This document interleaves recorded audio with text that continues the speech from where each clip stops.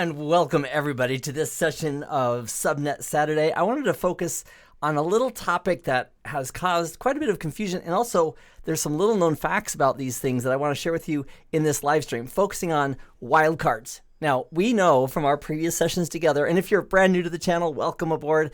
There is a master playlist. Just go to Keith Barker Networking here on YouTube and just click on the master playlist. It's all in order. You can catch up right using that. So welcome. Glad you're here. So we talked about wildcard bits and wildcard masks. There's a misunderstanding of how those can and can't be used inside of computer networks. So our objectives for this live stream, which I'm pre-recording and then going to do as a live premiere because of the current internet situation. The objectives in this stream is to do two things. Number one, to remind ourselves how wildcard masks work. That's going to be a very short discussion. And then I'd like to share with you some of the rules and options that are not usually understood by most people who are using these wildcard bits and wildcard masks. So without further ado, let's go to a whiteboard, to a topology, and let's take a look. And I think, well, Keith, if I'm going to bring up a topology, I probably had to draw a topology. So let's go ahead and put a topology on this whiteboard. And let's do that with let's talk about wildcard in general. So in a wildcard, it simply means for the purpose of matching, we don't care. Case in point, one of the typical places we're going to use wildcards is in a network statement like OSPF. So if we had a network statement, so we were router, OSPF, process ID, we'll use 1 for this example, press enter, and then we could use a network statement, network, and then say 10.22.22.0, and then we use the wildcard mask. Now here's how the wildcard mask works. It says, what do you want to match on? And if you want to match on this first octet, the first number in the wildcard mask would be a 0. Basically, a 0 means 8 zeros in the byte, and that means every bit of that first octet has to match. So the router says, great, I get it. All my interfaces that start with 10, so far, they match. They have to be a 10 to be a match for this network statement. If we want to match for the 22, we put a 0 there, and that would match on that 22. And then if we want to match on the third octet, we put a 0 there.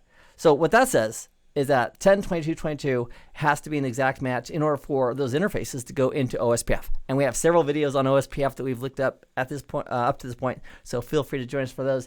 And then if we didn't care about the last number here, whether it's a 5 or 10 or 22 or a 77, we can put a 255 there in the wildcard mask portion. And what that says is that we don't care at all about what those addresses are or bits are on or off in that last octet. And so if the router had 3 interfaces, let's say 10.22.22.16 and a 10.22.22.24 and a 10.22.22. Let's go ahead and do 8 more, which would be 8 plus 32. Hard math for me. So if we had these 3 different interfaces with these 3 addresses on, well, it'd be like .17 for that one, .25, .33 for the actual host address for each of those interfaces. With this network statement, it would say, hey, great, this matches. So I'm going to go ahead and these 3 octets match. And as a result, those 3 interfaces would make it into OSPF. And the last octet, because the wildcard bit said we don't care, it wouldn't care about matching those. They could be literally anything for that last octet, and the matching wouldn't care because the wildcard bits say, I just don't care. Then we'd follow it up with the area 0 command or whatever area you want to put those interfaces in, and boom, we've now got network statements. And the way that a network statement works, I encourage you, if you haven't already, take a look at the master playlist and check out the videos on OSPF. But as a quick overview, the way the network statement works is the network statement says which interfaces can get into OSPF. And so the router looks at all the interfaces that match. In this case, there's 3 of them, and then it includes those in this OSPF process for area 0, and their directly connected networks also get included in the OSPF routing process. So that's how the wildcard mask works here. Now, when we're using a wildcard mask like this, what would happen if we tried to do this? If we tried to say 0.255.0.255, where we say we don't care about this octet, we don't care about this octet, what's going to happen if we're using a wildcard mask like this? It's going to bark and says, no, you can't do that. You have to have contiguous bits, meaning for the wildcard bits, it's all zeros until it hits the ones. And you can't have like some being zeros and some being ones and then go back to zeros. It has to be contiguous, meaning like for a wildcard, if this was a wildcard mask, that's WM, wildcard mask, it would be all zeros until it started hitting the ones, and it has to be all ones. You can't mix and match. You can't like say, oh, I want a 0 right there, or I want a 0 right there. I want to match exactly on that one individual bit. For wildcard masks, they have to be contiguous, and we'll demonstrate this here in a moment in a packet tracer lab. Also, by the way, I'll share with you at the end of the video how you can get the packet tracer lab and download it, so you can do everything you're seeing in this video hands-on with packet tracer as well. So the key is with wildcard, I'm going to refer to this as a wildcard mask. It has to be contiguous. You can't skip and hop regarding which bits you want to match or not match when you're using it as part of a network statement for OSPF. So let's go ahead and let's take a look at that. Let me reinforce that with packet tracer. So let me hide this screenwriting here for a moment, and let's bring up packet tracer. In fact, let me show you how you can get packet tracer as well. Let me bring up a browser. This is thekeithbarker.com, and you can just go there, and from thekeithbarker.com, if you scroll down, either click on downloads or scroll down, right here is the one we're going to deal with today. Cisco PT wildcard bits versus wildcard mask. And I'm just going to click on the arrow here. That downloads it locally to my computer. I'm going to go ahead and save it. And then I'll just open that up, and then that's the packet tracer lab I'm going to be using. So if you want to follow along, feel free to when you're at a computer. If you're on a mobile device, not too convenient on mobile, but I'm also using packet tracer version 7.3. So let me go to my, okay, it's downloaded. Let me go to my downloads folder, which is right here. I'm just going to unzip that, extract all, and I'm simply going to go ahead and launch it. So that's the exact file that I'm literally going to be using. I wanted to download it from the site, so it'd be exactly what you have. And I'm using packet tracer version 7.3. All right, sounds good. Let me size this up. Let me take a peek over here at the other screen for just a moment and line this up.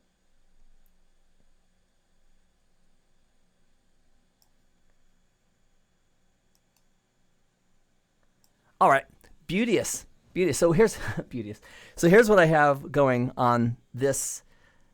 Here's what I have going in this packet tracer file. I've got, let me mark this up a little bit. I've got, this PC is at 10.1.0.10. This routed interface right here is at 10.1.0.1. This network between R1 and R2 is 10.0. 10.12. I just use router numbers .0.0 with a 24-bit mask, and I use .1 here and .2 here. And then I have some loopbacks created on this interface on R2. And I'm just going to grab up my notes to make sure I get the right ones.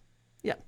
I've got some loopback interfaces. We've touched on loopback interfaces also previously in our journey. And the cool thing is about as you learn networking and this Cisco technology and how these pieces fit together, I still remember back when I was first learning this, I had no idea how valuable it would be to understand the basics of how that network operated, because it's going to help you in your job. Even if you're a developer, even understanding how the network operates and how it functions is going to be helpful, even if you're an end user. So I never had, back in the day, I started with Novell back in like the 80s, and I never realized how valuable the skills would be and how good you can get at them just by consistently practicing, working with them, putting in some study time. It is totally worth it. The benefits of learning this is fantastic, because as we go into software-defined networking, the basics and mechanics of how networks operate as far as the underlay and the routing protocols and what they do, very important to learn. So I'm glad you're joining us for this journey as we look at the skills and focus on, in this channel, on Cisco CCNA 200-301. All right, so on this router, I've got some loopback interfaces. I've got loopbacks 0 and 16 and 24 and 32. And each of those loopback interfaces has an IP address in a different network. And if we wanted to include those in OSPF, we could just, on R2, which I would encourage you to do, we're going to do it here in a moment, we could go into router configuration mode and simply include them. And there's lots of options with wildcard masks that we could use in OSPF. We've had other videos on that. So let me go ahead and demonstrate doing that right here on this one. Let me bring up pointer, and let's go to this command line interface on R2. So in packet tracer here, we'll just make that a little bit bigger. Go to the CLI tab. Make sure it's on the screen. Great. And let me bring it down a little bit so you can read it. All right. So here's what we're going to do. We're going to go into config. Let's verify first. Do we have any routing protocols running for IPv4? Show IP protocols. That's a winner. Great. So we don't have OSPF running yet. So let's go ahead and add it. We'll do a show IP interface brief just to make sure what interfaces I have. So I've got a whole bunch of interfaces that start with 10.22.22, and I've got one that starts with 10.12, and we could bring them in by going to router OSPF1. That creates the OSPF routing process and a network statement. And let's bring in the 1022s. We do 10.22.22.1 with a 4-octet wildcard mask that says 0000, meaning I care about matching on every single bit. And then we'll say area 0. And when we do that, the router just looked at its routes, its interfaces, said, how many interfaces do I have that exactly match 10.22.22.1? And it said I have 1, and it added that. So if we did right now a do show IP OSPF interface and pressed enter, it got that exact interface included now in OSPF because of our network statement. Now, if you have 40 interfaces, it doesn't make sense to do all those network statements for each and every one, although we could. So what we could do is do a wildcard mask and say, we don't care about the last octet. So 10.22.22.0, and we want to match on the first 3 octets. We're telling the router, but we don't care about the last octet. And so basically, this will include the 17, the 25, the 34, because we're not caring about matching on any of the bits of the last octet, and then we'll put those into area 0. Okay, so far so good. If we do a show IP OSPF interface, we now have all of our loopbacks included. I also want to include the actual link between R1 and R2, the 10.12 network. So I'm also going to do 10.12.0.0 with a wildcard mask that says I don't care about matching on the last 2 octets. If the first 2 octets are 10.12, you're in. I'll put that into area 0.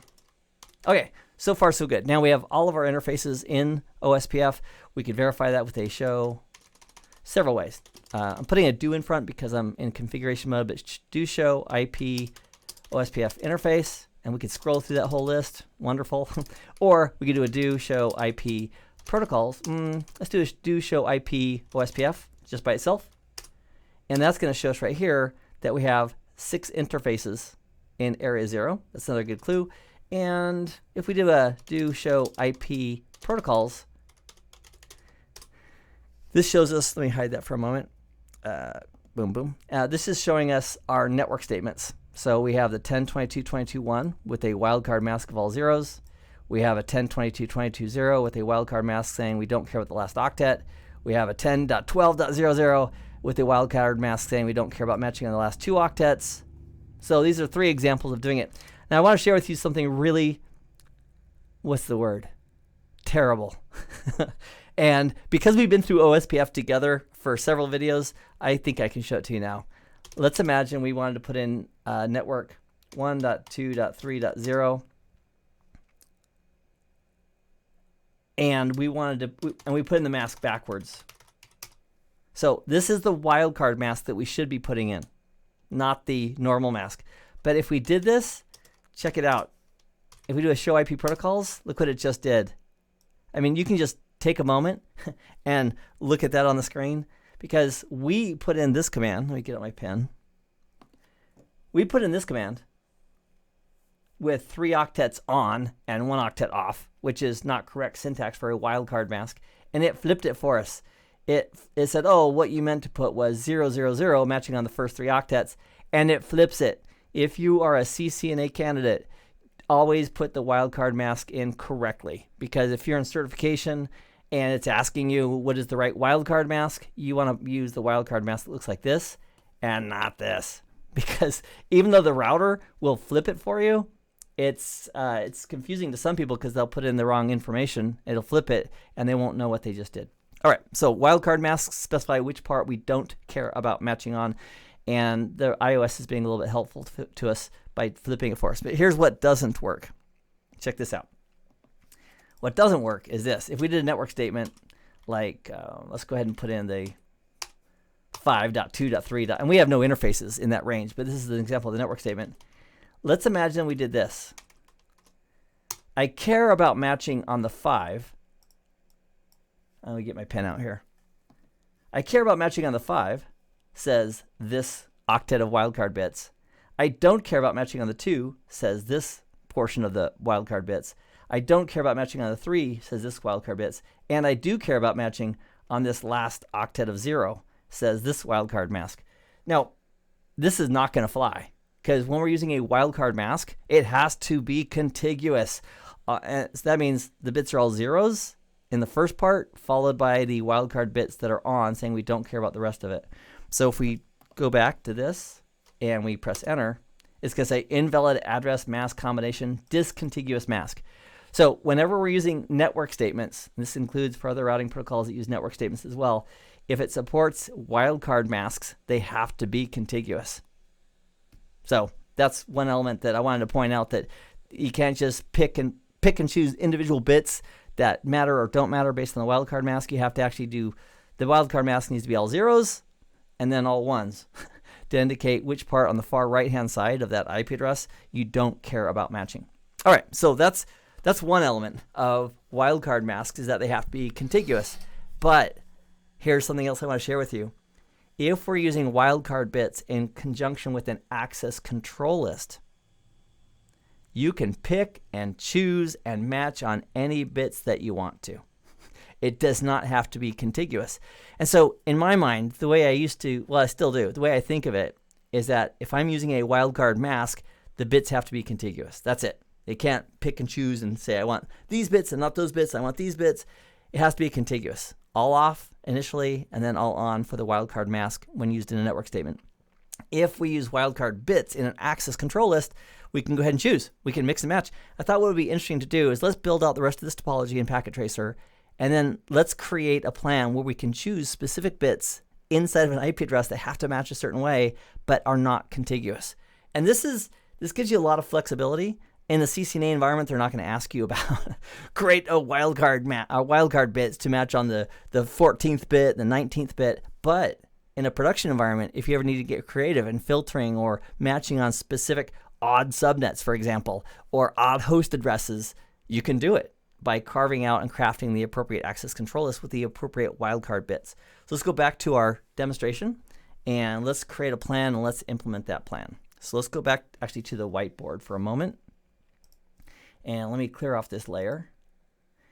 And let's go ahead and add a new one.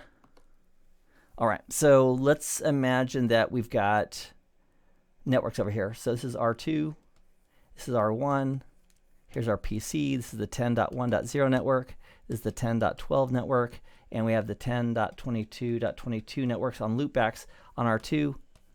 And let's see here, which ones do I have? Let me take a look real quick at my notes. We've got 10.22.0, oh, you back up, 10.22.0, and the IP address on that network is .1, and then we have 10.22.22.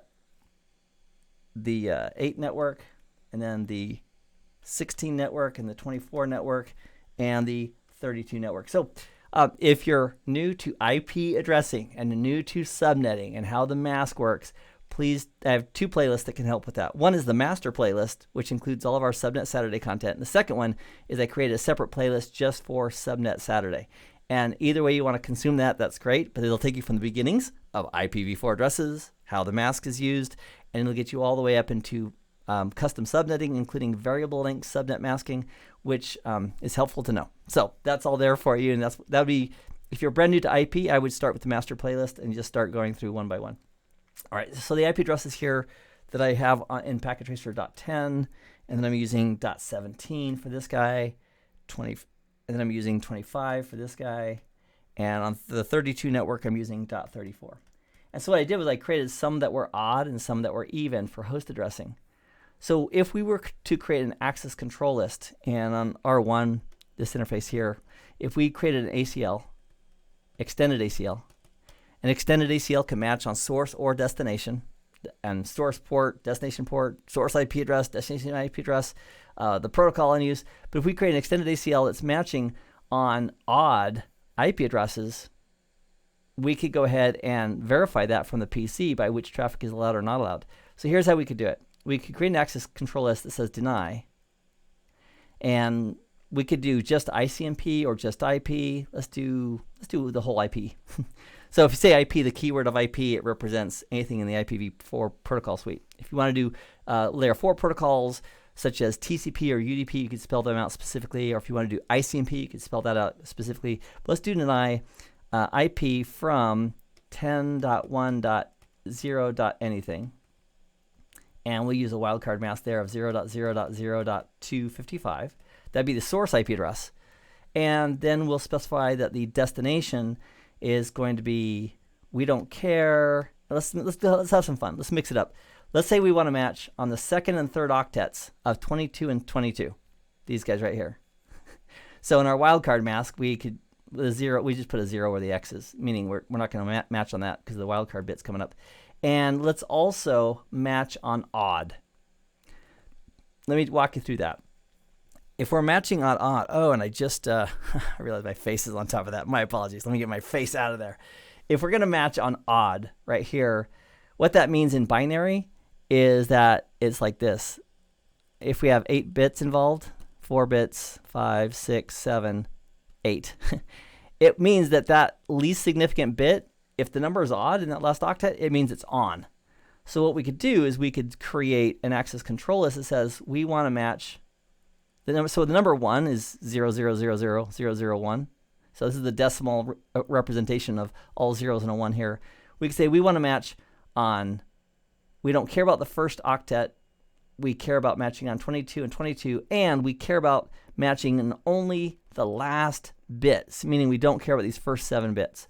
And again, the example here that we're using is just to reinforce the idea that you do not, when you're using an access control list, you do not have to use contiguous wildcard bits. You can mix and match. And so we could do this. For the wildcard mask, it would look something like this. We don't care about what the first octet is, so we'll put 255 for the wildcard mask. And I should call it wildcard bits, because when I think of wildcard mask, I think of contiguous. And when I think of wildcard bits, like in an access control list, I realize I can put them anywhere we want to. The 0 here means we want to match on the 22. 0 here means we want to match on the 22. And if we did 254, stay with me here, that means we want to match on, that means we don't care about the first 7 bits, because in binary, 254 would look like this, 1111, 1110. And we don't care about the first 7 bits, we only care about that last bit matching. And because of this IP address here being a 1, or this number here being a 1, we're basically matching on an odd number. And that's what that represents. So look at this wildcard mask. Again, the point is, with an access control list, easy for me to say, we can match on any of the 32 bits we darn well please. They do not have to be contiguous. So many times they are, but they don't have to be. So what we'll do is we'll create this deny IP from 10.1.anything that's going to anything that matches the second octet of 22, the third octet of 22, and the last octet where there's a 1 in that least significant position, which is going to make an odd number. So we should be able to reach, if we apply this access control list, from the PC, we should be able to get to 10, to 25. Oh, excuse me, that's odd. We should be able to get to 10 and to 34, and that's it. We should not be able to get to the odd IP addresses because the access control list is matching on the 22s and the last bit of the last octet being odd. All right, so that's the game plan. Let's go ahead and finish our OSPF configuration, and then we'll put it to work. So we'll go back to Packet Tracer. And here's Packet Tracer. R2 has OSPF running. R1 does not. Let's just add OSPF because we need reachability. Filtering doesn't do a whole bunch of good unless we have reachability to begin with. So let's do a show IP protocols here. And config T, router, OSPF1. And let's just bring everything in. Network 0000 with a wildcard mask of 255, 255, 255, 255, meaning nothing has to match. Any interface that has IPv4 on it is going to be part of OSPF. And we'll put it in area 0. We should have a neighborship that comes up between R1 and R2. Yep, they're going through it. So if you join me on the states that neighbors go through, there's the init, the two-way, the xstart, the exchange, the loading, and full. I remember that because of ITELF, the way to remember that whole process. So now R1 should have reachability. to all of those networks and the respective IP addresses over on R2. And also the PC has a default gateway already set. So from the PC, let's just verify that we can ping those addresses. So I'm going to the desktop on the PC, and I'm going to go to a command prompt, and from here we'll just do a ping to 10.22. What's those addresses? I'm going to just hover over R2 for a moment. That shows us the addresses. So it's 1, 10, 17, 25, and 34. And that's what I have on my notes as well. Great. So let's go ahead, and before we put the access control list in place, let's do some pings. So 10.22.22.1. Great. That works. That's one of the loopbacks on R2. And let's go to .10. That works. And if you're doing this in lab, you can just ping all the other interfaces on R2. So odd and even. We just demonstrated that odd and even both work. Great. Let's create our access control list on R1. And there's a couple different ways of creating an access control list. There's the named or numbered, standard or extended. We need to do an extended access list because we want to block based on the destination address. So let's go into configuration mode. Let's do show access list real quick, just to see if we have any first. Great. And let's create an access control list. Look at IP access list. I'm going to do a named access list. Extended, and we'll say no odd. No dash odd, just like that. So it's going to sequence these for us. Let's put in our first statement, deny. We'll do 10.1. Because it's an extended access list, I need to specify what protocol we want to match on. Let's deny IP traffic as opposed to TCP or UDP and so forth. Let's deny all IP traffic if the source is 10.1.0.0. And that wildcard mask says we don't care about the last 2 octets. So anything 10.1 as a source would qualify. And let's also specify the destination next. And the destination is going to be 0, because I don't care about the first octet, but we care about the second octet, the third octet, and the last bit of the fourth octet. So that's what I'm going to use for this example. It's basically to match on anything that has 2222 for the second and third octets, and the last octet is odd. And the way we do that is say, I don't care about matching on the first octet. I care about the second one. I care about the third one. And I care about the last bit. I don't care about the first 24 bits. I'm sorry, the first, as I type in 254, I don't care about the first 7 bits of that last octet. Let's take a look. Deny IP from 10.1 anything if it's going to 0.22.22.1, meaning, and we don't care about the 0 in the first octet, and we don't care about the first 7 bits of the last octet. That's a win. All right, we'll see here in a moment. And then we'll do a permit any. Permit IP, because it's a extended access list. So permit IP any, we'll let everything else in. And then let's apply it right here. We'll do it, we can either do it inbound on gig 00 or outbound on gig 01. Let's apply it outbound on gig 01 right here on R1. So interface gig 0/1 IP access group is the way we apply an access list. And I will scroll up. It's called no odd. And then we're going to specify out. All right. Then we'll do a show IP interface for gig 0/1. And the reason I'm doing that is I want to verify that we have the access control list set, which we do.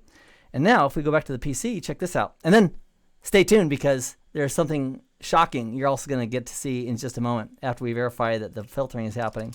So if we do a ping to the even addresses, no problem. So 10's one, 34 is another, no problem. But if we go to an odd IP address that's on router 2, which would include .17 and .25 and .1, like that, this is our router saying, sorry, I killed your packet. Access list said I couldn't do it. And if we go back to the router and do a show access list, here it shows us that we had matches on the permit, and we had some matches on the deny, and that was when we tried to ping the odd IP address. All right, so that's an example of using non-contiguous IP address or non-contiguous wildcard bits. That's possible when you're using access control lists and wildcards. They don't have to be a mask contiguous, although the process is using masking. It doesn't have to be contiguous. You can just choose the bits you want to match on and leave the rest alone. For CCNA, they're going to be expecting you to know the correct syntax for a proper wildcard mask, like with an OSPF router statement or an access control list. They won't ask you to get tricky, but it was a long time after I got working with access control lists and network statements from like back in the late I guess it was late 90s when I started with Cisco, until I realized, oh, you can mix and match and you can choose if it's used in a wildcard. If it's used in an ACL. All right, here's the tricky point. See how PC right here, it was not able to ping 10.22.22.1 because R1's killing it. Check this out. If we go to R1 and we do a ping to 10.22.22.1, look at that. But wait, Keith, wait, stop the truck. Isn't there an access control list outbound right here on gig 0/1 that says don't allow traffic to odd IP addresses on the 1022 network, or the network has 2222 and the second and third octet and the last octet has an odd number? The answer is yes, there is an access control list there, but this is the gotcha that many people don't realize. That access control list only applies to other people's traffic. What do you mean other What do you mean other people's traffic? Well, a router, when it's doing routing, like for PC1 and other devices, or it gets a packet in, makes a forwarding decision, routes it, that's when an access control list is being considered. If the router itself is generating traffic, like it's pinging an IP address or it's sending information to a management station, and we have an outbound ACL, the router by default doesn't filter its own traffic with its own outbound ACLs. And that's good to know, because if you're expecting to filter by default the outbound traffic from a router with an outbound ACL, it's not going to happen. And that's actually a pretty good thing, because routing protocols send updates, and if the router by default filtered everything based on an outbound ACL, we could definitely have a lot of things that are broken, routing updates and other management traffic that otherwise should work. So in this video, what we've done is we've addressed wildcard bits versus wildcard masks. And in my mind, the differentiation is, if it's a wildcard mask, like used in a network statement in OSPF or another routing protocol, the bits have to be contiguous, meaning all zeros until they hit ones for the I don't care bits, the wildcard bits, and that's it. You can't have 000, 111, 000, 111. They have to be contiguous, all zeros and then all ones for a wildcard mask used in a network statement. If you have an access control list, however, you can pick and choose the bits that you want to match or not match on, and they do not have to be contiguous. I also wanted to share with you that detail about an outbound ACL on a router doesn't filter that own router's traffic. If it's sending packets, has no application there by default. All right, that's it. My call to action for each one of you would be to do a couple things. Number one, if you haven't yet subscribed, go ahead and hit subscribe. If you learned something from this video or you found it useful, go ahead and smash that like button so other people will know. Also, there's a master playlist if you're new to IP networking or you're new to Cisco IP networking and you're considering CCNA. I would encourage you to check out the master playlist here on YouTube, which goes in order. Take a look at those videos. I would encourage going through each and every one. Also, download the Packet Tracer Lab and actually test with the network statements and with the access control list. Just mimic what we did here in the video, and that'll give you a first-hand knowledge regarding how that works. So I'll see you in the next video. I appreciate you being here, and I wish you the best of success in your journey through the world of CCNA studies or whatever you're currently studying. Also, I'm going to, in social, I will post a voice chat that we're going to do on the Discord server. If you haven't joined Discord yet, please feel free to do that. We do Discord occasionally, voice chats, usually after a live stream. Also, I'm setting up a VR room. So if you happen to be a person who enjoys VR or you want to get into VR, we're going to set up a VR room just for CCNA for 200-301, where we can go and collaborate and meet and chat and watch videos on the wall and have a great time there as well. So those options are all available. Primarily, though, download Packet Tracer if you haven't already. Make sure you're doing hands-on practice. Enjoy the journey. It's worth it. And inch by inch, life's a lot better if you're just consistently working in the direction of your goals. I believe you can do this, and I look forward to being part of that journey with you. All right. Thanks, everybody. We'll see you in the next video. Bye for now.